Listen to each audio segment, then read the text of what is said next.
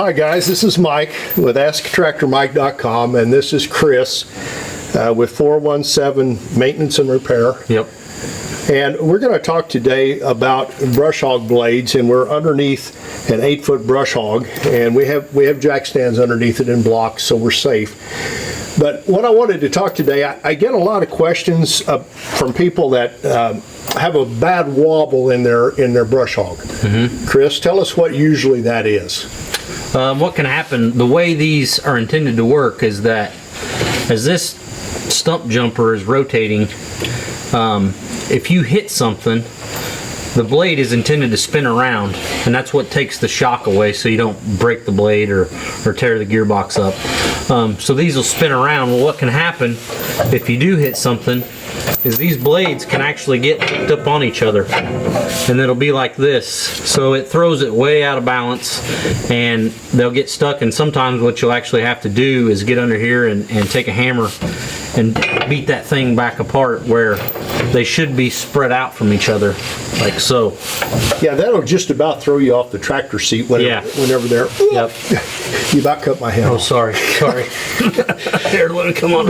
Now, a lot of people don't understand a couple of things, and I want to talk about that today. First off, the blades are designed to rotate on these carriage bolts. Yep. And you explained that well. So a lot of people, I don't think, understand that they have blades that move back and forth underneath here. And the other thing people don't understand is this thing right here, and that is called a stump jumper. You want to explain that, or you want me to? You can.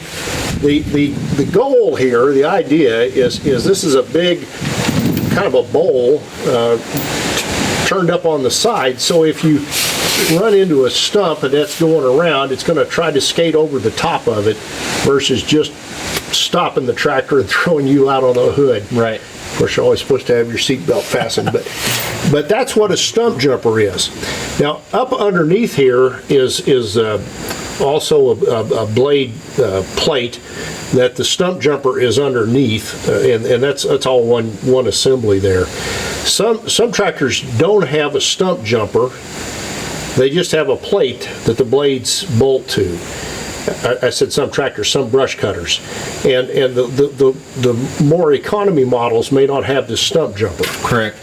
Yeah. In my opinion, if you're out in the timber and there's a chance you're going to run up on a stump, you probably need a stump jumper. But if you're in a pasture and there's no stumps out there and it's cleared, it's less of a deal. You agree with that? Yeah, if you're just clipping pasture, more or less going for a groom look, yeah, you don't necessarily need a stump jumper. The other thing I want to talk about, if you're in the tractor seat and you have a bad vibration and the blades are going around, what else could cause something like that? It could be a bad gearbox. So where this stump jumper bolts to the bottom shaft of the gearbox, it's splined and it's riding on bearings.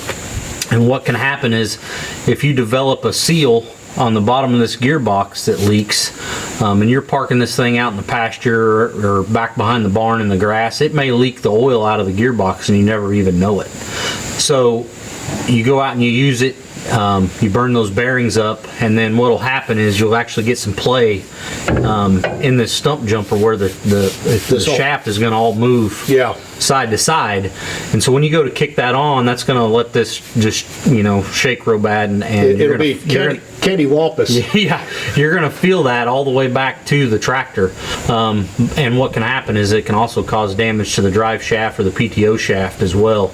All that shaking resonating back to the machine.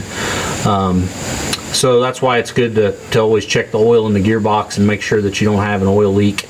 And if you park it on asphalt or gravel or a concrete spot, you're obviously going to see an oil leak. But a lot of times these things don't get parked there. They get parked out in the field or in the brush.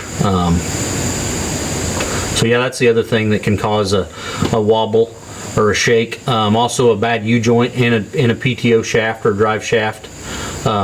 If you've got excessive play in that U-joint, that's going to resonate too, and it's going to shake in the tractor real bad. Anytime you have a bad vibration in a cutter, you need to deal with it immediately. You don't want to let that go on, because if it goes on, I've actually seen people just continue to run it, and it can actually crack what's above the deck. Yep. So anytime you feel a wobble like that, it's a indication you've got other problems. And if you're I've done videos on this, but if you're buying a used brush hog, get underneath and try to move this this stump jumper up and down, or a blade pan if it doesn't have the stump jumper. And if you feel any wobble in that at all, I would get away from it, because that's going to be a major fix. And when those splines go bad on the gearbox, you're looking at a pretty expensive replacement. Yeah, definitely.